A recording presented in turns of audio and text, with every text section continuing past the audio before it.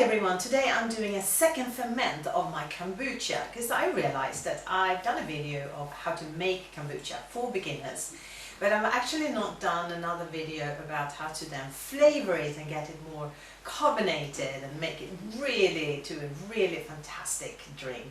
So I'm going to do that today.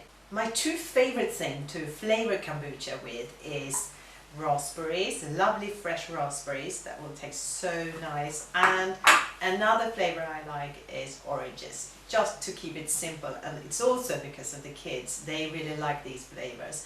So I mean, sometimes for myself I would use something like turmeric or rose, which I love of course, but for them, if it's just for the family and to keep it really simple, raspberries in one and oranges in the other. So when your first fermentation of your kombucha is done and you tasted it to see that it's as you wanted,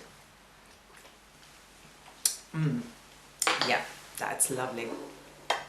Look at that mother, so gorgeous. So when you feel it's done, the first fermentation, you do second fermentation, and this will really make it fizzy and get a really nice taste to it.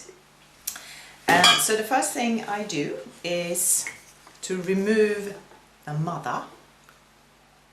Here she comes, and I put her in a jar together with 1 cup, it's about like that, of the kombucha. Now I put a lid on as well, and now I can put this aside, put it in the fridge and just start the kombucha all over again when I want to. This stuff is going to go for a second fermentation, and I'm going to use oranges. So what I do first is I peel them. So this is the culinary jar I'm going to use for my second fermentation, and it has a proper lid that will keep air out. So when you make the kombucha, you need some air, but for the second fermentation, you don't. So you need a proper lid. And then just transfer your kombucha liquid into that jar. And for the end, I use a sieve.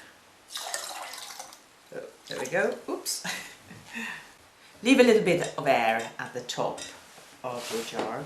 And then for this one, I'm going to use oranges. I peel the oranges, the taste gets a little bit more smooth, and then I just put them in. So between 2 and 3 oranges for a jar of this size. Try to leave a little bit of a gap here. I might take out a little bit of the liquid just to leave a little bit more gap. And put it aside in room temperature, so in your kitchen or anywhere else, and just taste it as you go along. So after 24 hours, taste it, after 48 hours, and it will take a few days depending on how hot and warm it is outside, and the warmer it is, the quicker it goes. And then when you feel the taste is just right, then you are done.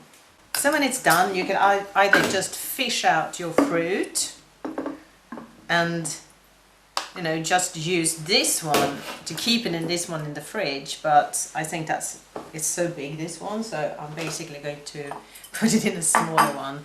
It's easier managed in the fridge. And again, I use a plastic funnel and a plastic sieve, and these are super cheap, and I get them here in London. I get them at Wilko or Robert Dyer's or something like that, just a quid for 3, I think. It's very, very cheap.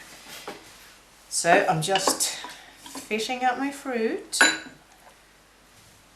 and this is now really carbonated and lovely. I want to keep that fizz, so in that sense it's better to have it in a bottle that I can close.